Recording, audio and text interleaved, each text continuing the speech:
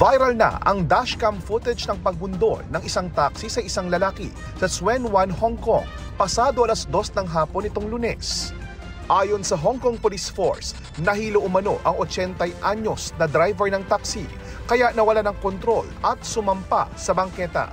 Nagdire-diretsoan nila ito hanggang mabundol ang 35 taong gulang na lalaki bago tumama sa pader ng isang hotel.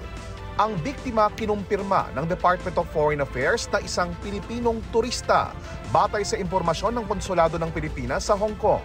Kasama niya ang isang kaibigan at pabalik na sana ng Pilipinas.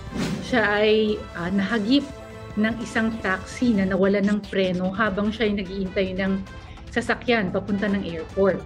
Buhay pa siya nang madala sa ospital ayon sa opisyal ng konsulado, pero binawian din ng buhay kinalaunan. Sugatan din ang driver ayon sa Hong Kong Police, pero agad ding inaresto. Kasalukuyan siya ay nasa kustodiya ng Hong Kong Police Force.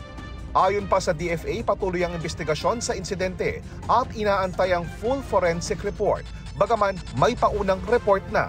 Ang sinabi dun sa report so far ay aksidente, vehicular accident. Naabisuhan na ang pamilya ng biktima sa Pilipinas at inaasikaso na ang pagpunta nila sa Hong Kong.